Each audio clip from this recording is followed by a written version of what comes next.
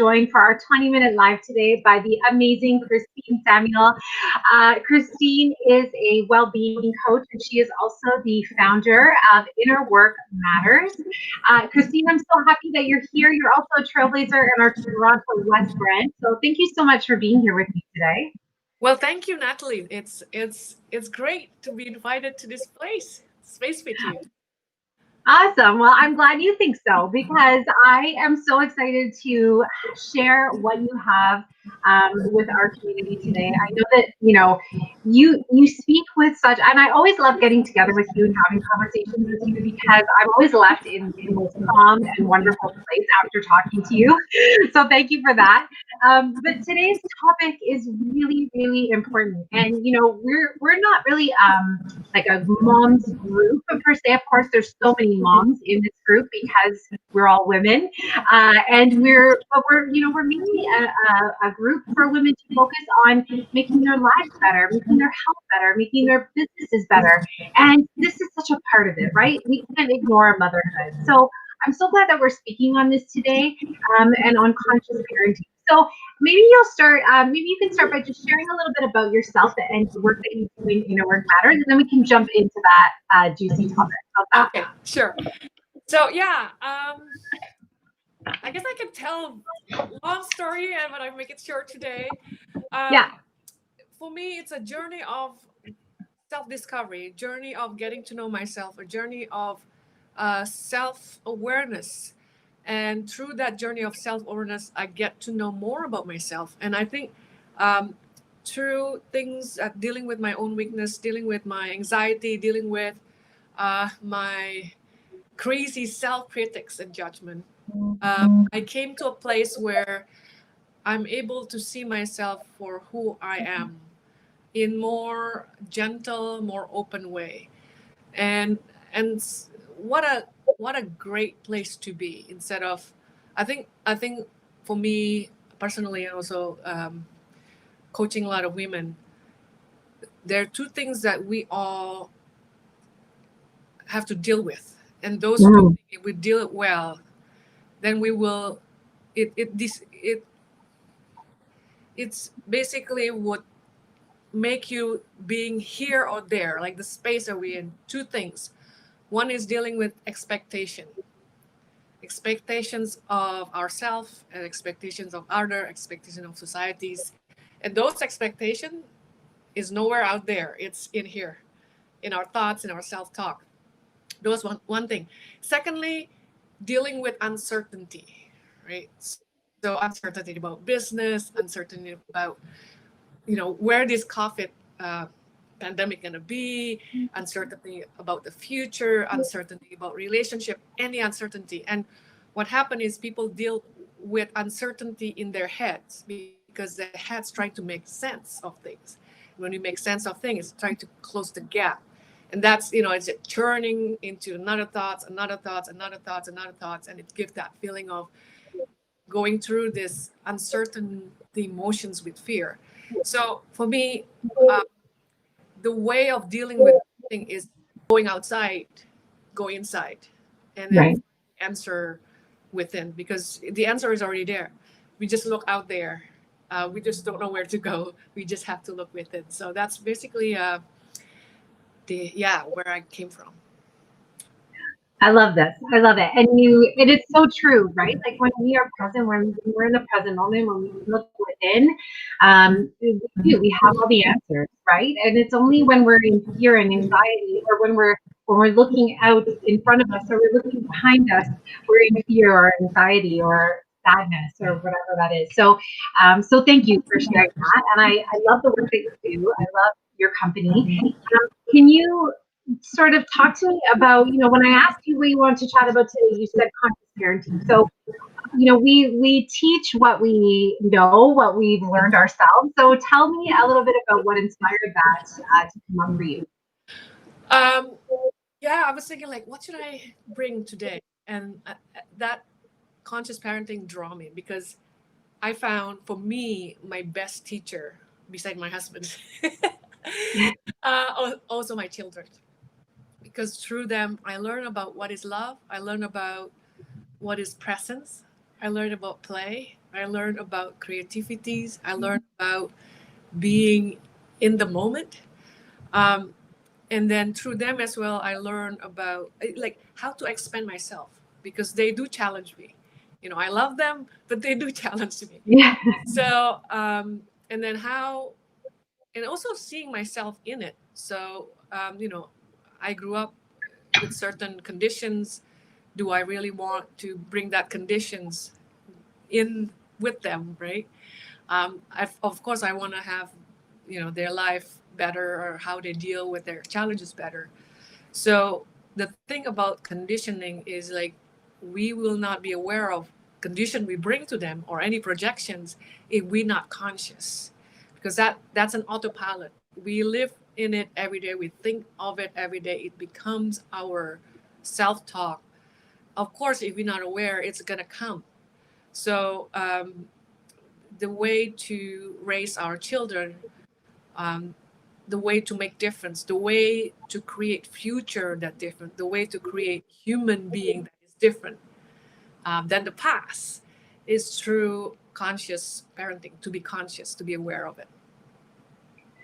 Yeah. And so, what like what are some practices that help us become more conscious? What are some things that we can do to help us become more conscious in parenting? And I know that the subtitle of this was um, being all that you already are, right? And so I'm sure that it has something to do with That's a good question, Natalie. I think the thing that I feel is with my experience is, I mean, I'm still learning about being parents. There's no school for that. But the thing where I felt I become more open, more gentle, more understanding with my children is to be more gentle and more understanding with myself. So how can we, through this, I have kids, I have to do something. How can we use it so it's as a learning to learn to heal our own wound as a child? that. Because when it's all mirror basically. So when we have high expectation to ourselves, right? So when we have problem dealing with expectation, we have this want to be perfect ourselves. What we did, we project that to our children.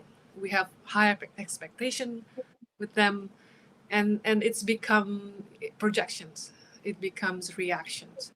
So the first thing to be conscious parents and come from who we are, truly are, is to know who we are, to truly know who we are, to truly know outside of our weaknesses. Like we all have weaknesses, but like to truly know deep down what we are made of.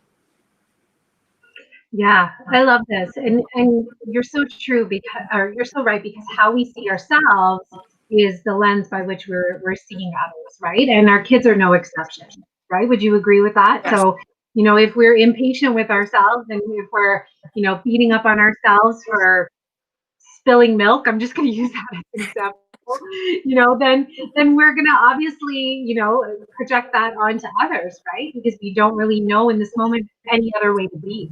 Yes. So is it about relearning a way to be, or is it about tapping into what's already there, Kristen? What would you say? I would say tapping on what already there, meaning that even our guilt, sometimes parents like, oh, I don't spend time enough with my kids, or I'm too harsh with them. I would say, like using all the feelings, that uncomfortable feeling we have, all our failure in a way, to as a clue that is something there, right? So if we feel, Mhm. because if we feel happy, we don't ask why I'm happy today, right? You just like we just accept that, right? Like if we feel joy, like we don't really ask why we joyful today. But when we feel like sad or we feel like frustrated, when we feel anxious, we ask that question: why am I anxious? Why am I feeling fearful? Like I don't like this. So how can we use that moment, um, in moments in our life, in moments interaction with our kids, to be more self and learn. It's not about them; it's actually about us, ourselves.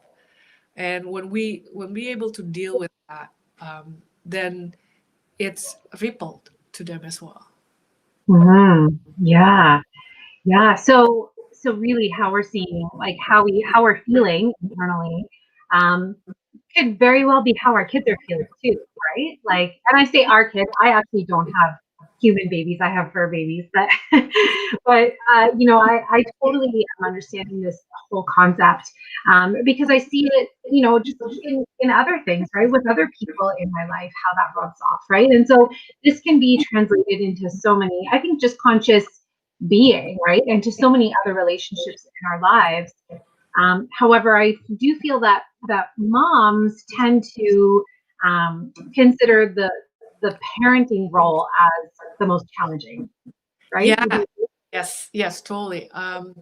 Especially if you're running your own business, right? It's like you need to focus on one thing. What about the house? It's not just about kids, it's about the house, about the organizations. Like there's so many, but the kids is the things that like there's no school for being a parent. Yeah. The this is a life school, and the life school there's no grade, right? There's no like, okay, you level this, you level that. The only thing that school of life teach us is increasing our self-awareness. So when we get, it's more like an evolving, how can we evolve to get to know ourselves and to find our own home, like Mm. returning home. Home for kids, home is loving parents, right, for the babies. And when we grow up, we see our parents regulate. So the way we develop is like there's a baby, like they cannot do anything, and then when they start walking, when they start crawling, they go out. They're like, oh, what's going on? And they look around, and when they kind of like, oh, I'm not really feel safe now, I come back. I return to my parents. I return to my mom, in my mom's holding me, right? That's the home, right?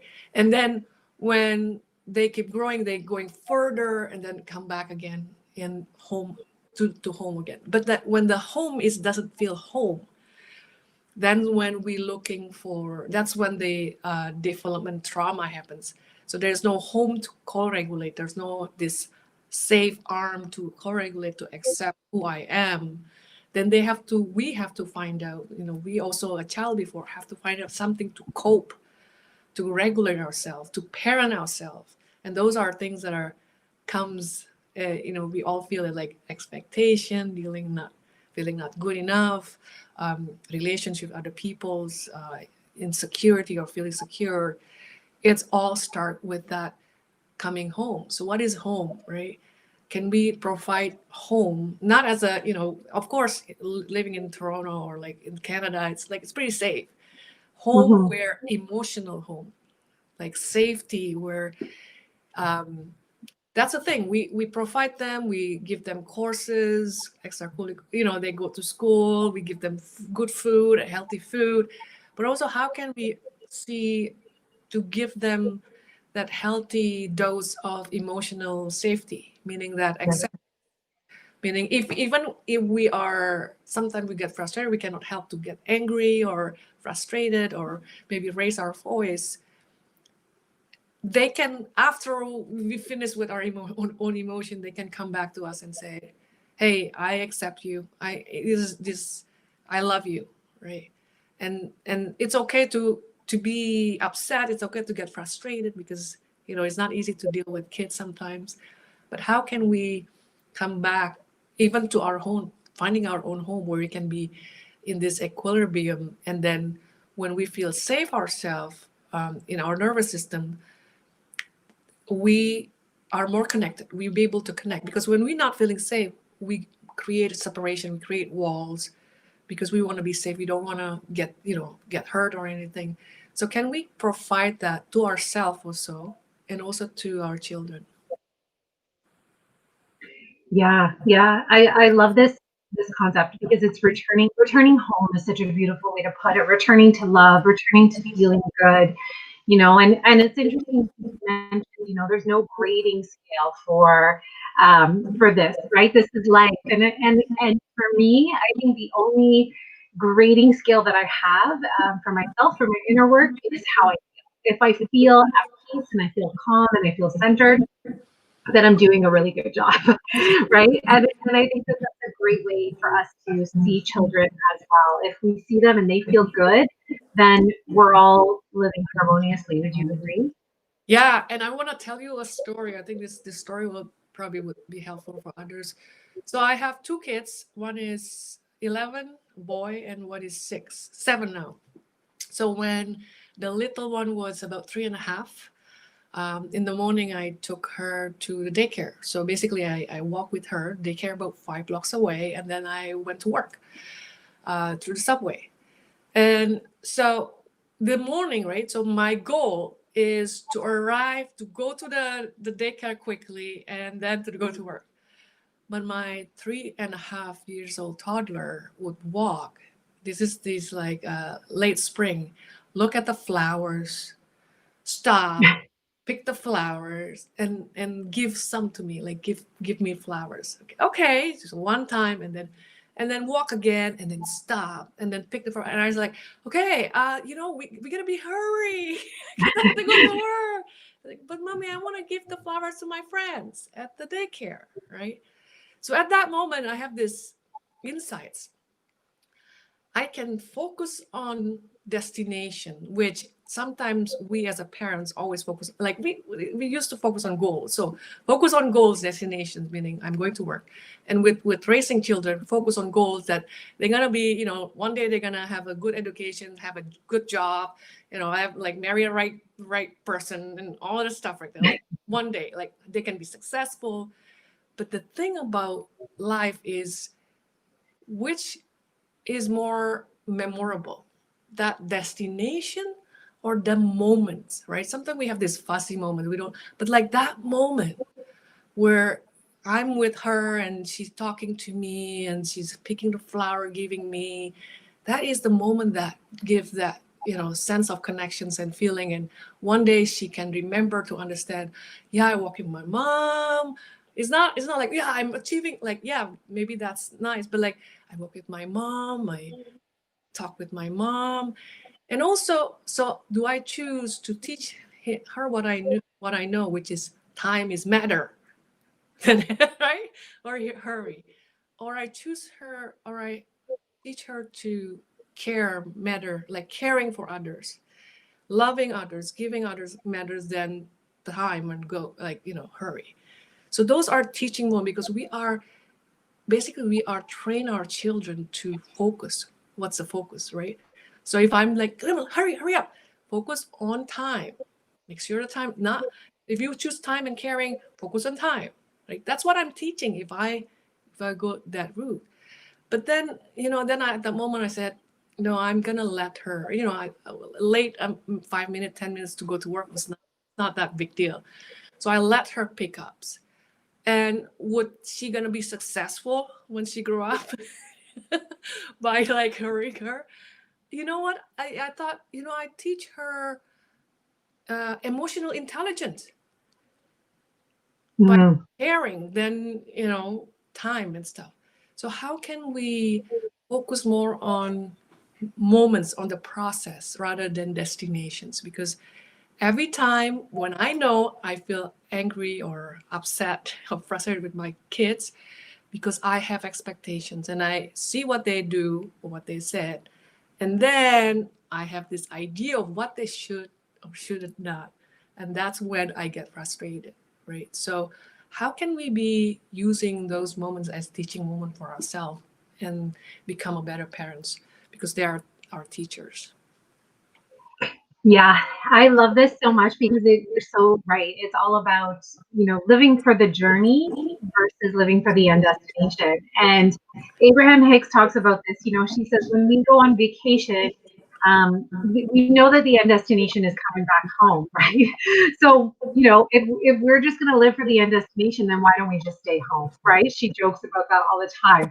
That's Versus true. like right? Versus like the journey of like getting on the plane, going to the like seeing the hotel, visiting the beach. Like, we live for the journey, not for the destination. And you just painted that picture so beautifully. So, Christine, I really love this, and I know that women can find out more about both conscious parenting for their children, but more so about working within themselves, because that is where the ripple effect starts. Correct with Yeah. you? So, can you share a little bit about how you work with people? And I'm going to post your website up here. Is it innerworkmatters.com? So I do two kind. One is one-on-one, Mm-hmm. which I found that is the biggest progress, because that's the most effective learning room to learn, because it's so I do one-on-one as well, and I do group circles, and with Healthy Happy Woman, I have weekly women circle wisdoms that you can join. The Mm-hmm. idea, uh, we let wisdom arise in between the relational field, within the space, and then everything will guide us. And then it's more like at the end of the day, it's the insights. Yeah. Wonderful. So you work one-on-one with people and with groups, and people can join. So your women's circle happens every week, yes? Yeah, on Thursday, except the first week of the month. Okay, okay, great. So women can definitely sign up for those. And I'm just so grateful to have you here today, Christine. Thank you so, so very much for being a part of our collective and for sharing your wisdom with us today. And if anyone wants to learn more, please do join Christine's Women's Circles. You can find out more on our website at hhwglobal.com under events, and you'll find her weekly circle. Christine, thank you. This has been a pleasure. Thank you, Natalie. Enjoy the rest of your day. And take care, everybody. Thank you so, so much for watching. Have a good one.